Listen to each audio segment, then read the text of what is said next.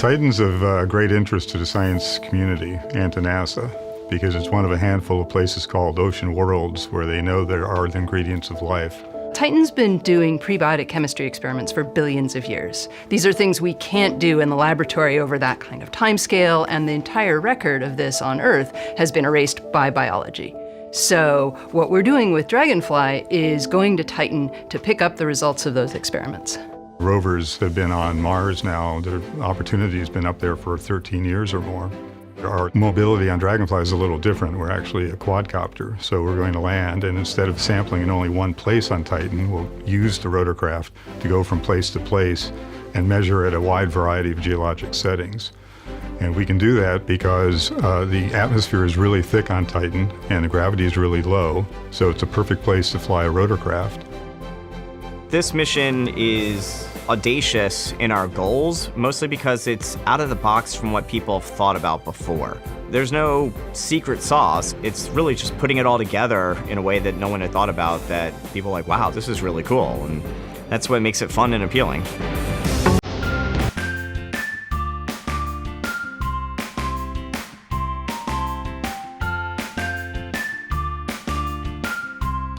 Dragonfly was designed to be a rotorcraft to explore Titan because it's the right way to explore the Titan environment. It's the right way to make the measurements we need to understand the chemistry of this ocean world. There's sand dunes, there are clouds, you even have methane rain, there are methane rivers and lakes and seas. The organic chemistry in Titan's atmosphere and on its surface may replicate the type of organic chemistry we had here on Earth before life developed. We want to be able to understand how life took the step from chemistry to biology. We want to give the scientists the chance to be at Titan without being at Titan. We want to give them the ability to sit on Dragonfly and look at Dragonfly, look at Titan from Dragonfly's perspective. We've been using augmented reality and even mixed reality, different types of immersion technologies across all of our mission areas. We are doing projects today that look at things like perception detection, motion recognition. We're doing things in space missions, operations, and looking at designs, collaborative design reviews.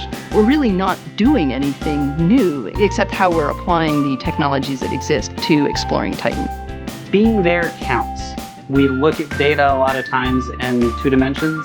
I think we really think that looking at something in an immersive environment like this gives a bigger picture.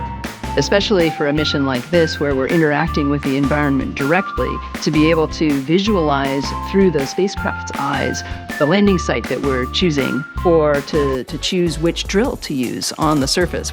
We can use the VR technology to really be able to put ourselves in that space. We can bring the data coming down from the spacecraft and pull that into a digital twin sort of situation, where you've got this digital asset that is mimicking the physical object that's actually flying. We can take this technology and allow the scientists and the engineers to take a look at the information of how we're designing it today, what we intend it to do, and make decisions which reduces risk.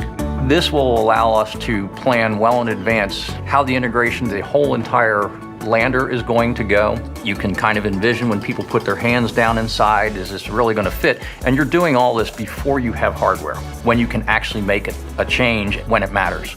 Up until this point, we've never really had an opportunity to bridge that distance between what's happening at the mission design level and what's happening at the mechanical design level. Let's take a look at the MMRTG inside the cover.